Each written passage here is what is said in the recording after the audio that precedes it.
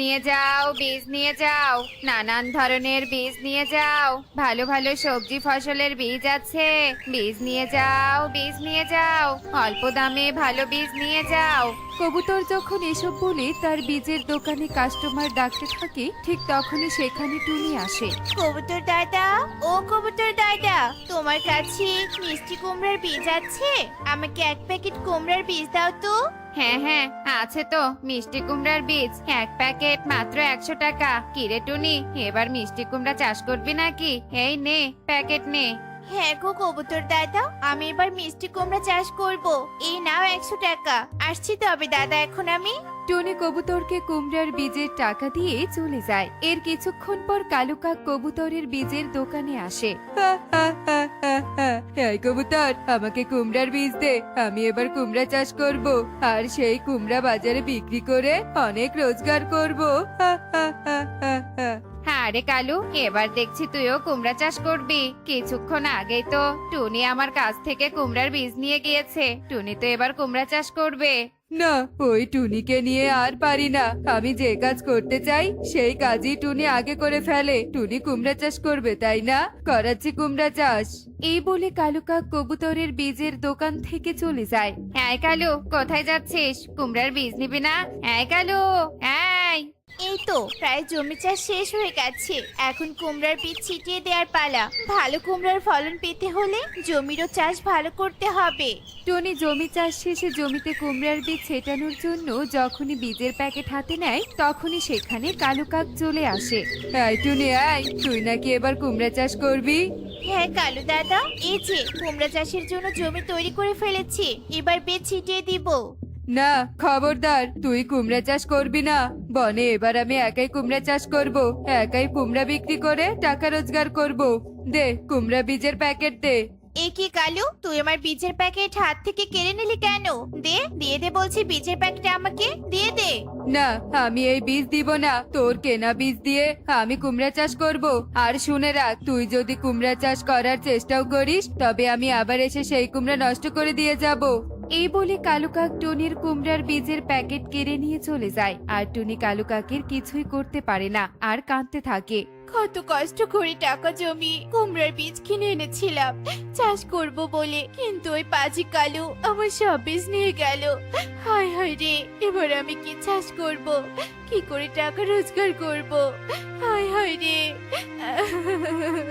Tony যখন এভাবে করুণ সুরে কাঁদছিল, ঠিক তখনই সেখানে একটা পরী এসে উপস্থিত হয় আর টুনিকে বলে, এই টুনি, তুই কাঁদছিস কেন? কি হয়েছে রে? এ কি পরি এখানে? ও পরি, তুমি আমার কান্নার কারণ জানতে চাও? শোনো তাহলে, অনেক কষ্টে টাকা জমিয়ে আমি কুমড়ার বীজ কিনে এনেছিলাম কুমড়া চাষ করব বলে, কিন্তু কালু আমার সাথে হিংসা করে সব বীজ কেড়ে নিয়ে গেছে। আমার কাছে চাষ করার মতো আর কিছুই নেই। কাঁদিস না টুনি, কাঁদিস না। তুই কুমড়া চাষ করবি তো? ঠিক আছে। গুড় গুড় গুড়, কুমড়ার চারা বেরিয়ে আয় চটপট।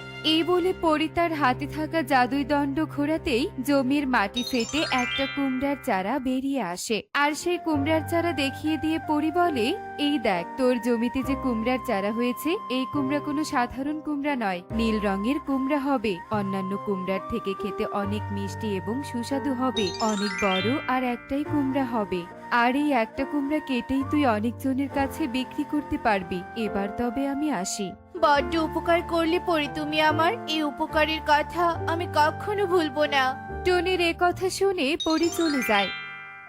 এরপর বেশ কিছুদিন কেটে যায়। টনি পরির দেয়া কুমড়া গাছের চারার যত্ন করতে থাকে। অন্যদিকে কালু কাকু টনির বীজ কেড়ে নিয়ে গিয়ে তার জমিতে চাষ করে যত্ন করতে থাকে। এভাবেই কেটে যায় আরো বেশ কিছুদিন। এই কুমড়া নিয়ে যাও, কুমড়া, এক পিস কুমড়া 200 টাকা। এই কুমড়া নিয়ে যাও, কুমড়া। এই বনে আমি একাই কুমড়া বিক্রেতা, বেশি দাম চাইলেও সবাই আমার থেকে কুমড়া কিনবে। উফ, একেই বলে সুযোগের সৎ ব্যবহার। এই কুমড়া নিয়ে যাও, কুমড়া। হেইও হেইও, কুমড়া নিয়ে যাও, কুমড়া, নীল কুমড়া, যার যেটুকু প্রয়োজন তা কেটে নিয়ে যাও। কুমড়া নিয়ে যাও, নীল কুমড়া নিয়ে যাও। এই টুনি, এই তুই এই নীল কুমড়া কোথায় পেলি? এত বড় নীল কুমড়া? সবই কপাল রে কালু, সবই কপাল। তুই আমাকে কুমড়া চাষ করার জন্য বাধা দিয়েছিলি, কিন্তু দেখ আমি ঠিকই কুমড়া চাষ করতে পেরেছি, তাও আবার কত বড় নীল কুমড়া। টনি কালুকে এসব কথা বলতে বলতে সেখানে সুখী পায়রা আর মিষ্টি টিয়ে চলে আসে আর এত বড় নীলকুমড়া দেখে বলে, হাই হাই টনি, একে চাষ করেছিস তুই? এত বড় নীল কুমড়া! টনি রে, তোর এমন অবাক করা নীল কুমড়া খেয়ে তো দেখতেই হয় কেমন সুস্বাদু। দে দে, আমাকে একটু অংশ কেটে দে। খবরদার খবরদার, তোমরা ওই টুনির কাছ থেকে কুমড়া নিও না। কেউ কোনোদিন এত বড় নীল কুমড়া দেখেছো তোমরা? নিশ্চয়ই এই কুমড়া বিষাক্ত। টুনি টাকার জন্য তোমাদের কাছে এই কুমড়া গছিয়ে দিতে চাচ্ছে। খবরদার কালু, তুই আমার কুমড়ার নামে মিথ্যে অভিযোগ ছড়াবি না। তোমরা নিঃসন্দেহে এই কুমড়া নিয়ে যেতে পারো, কোনো ক্ষতি নেই। নাও নাও, অমন বিষাক্ত কুমড়া নাও। আমি বাপু বনের পাখিদের ভালোই চাই, পরে তোমরা বলতে পারবে না। আমি তোমাদের সাবধান করে দিলাম। সুখী রে, কালু কাক ঠিকই বলেছে, না জেনে শুনে কুমড়া নেওয়া উচিত নয়। চল চল, কালুর কাছ থেকে ওই সাধারণ কুমড়াগুলোই নেই। এই কালু, দে আমাদের দুজনকে 2 পিস কুমড়া দে। হ্যাঁ হ্যাঁ, এই নাও। কালু কাকের কাছ থেকে মিষ্টি টিয়ে এবং সুখী পায়রা কুমড়া নিয়ে চলে যায়। এরপর কালু কাক টুনির কুমড়ার দুর্নাম করে তার নিজের ঝুড়ির সব কুমড়া বিক্রি করে।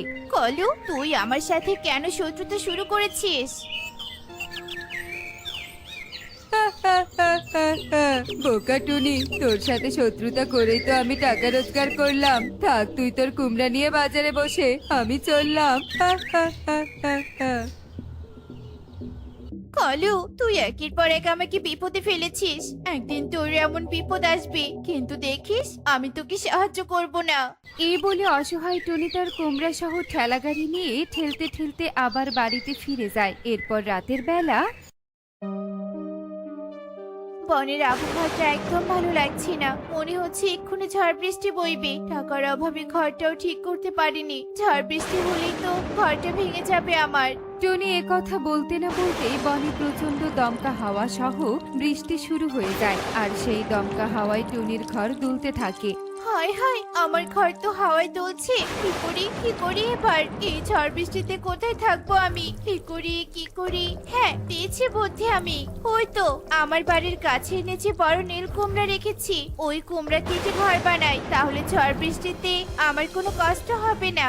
যেই বলা সেই কাজ। টুনি তার নীল কুমড়া দিয়ে ঘর বানায় আর সেই কুমড়ার ঘরে ঢুকে পড়ে। বনে ঝড় বৃষ্টি আরো বাড়তে থাকে। বাড়তে বাড়তে বনে জলাবদ্ধতার সৃষ্টি হয়। টুনির নীল কুমড়া বাড়ি জলের স্রোতে ভেসে যেতে থাকে। হায় হায় হায় রে, আমার একে সর্বনাশ হয়ে গেল রে। হাতে টাকা আছে, কিন্তু বাড়ি মেরামত করার সময় পেলাম না। কি টুনি, তুই তোর নীলকুমড়া দিয়ে বাড়ি বানিয়েছিস? এই টুনি, এই আমাকে তোর বাড়িতে আশ্রয় দে না। বৃষ্টিতে আমার বাড়ি ভেঙে গেছে, আবার আমি ভিজেও যাচ্ছি। কেন?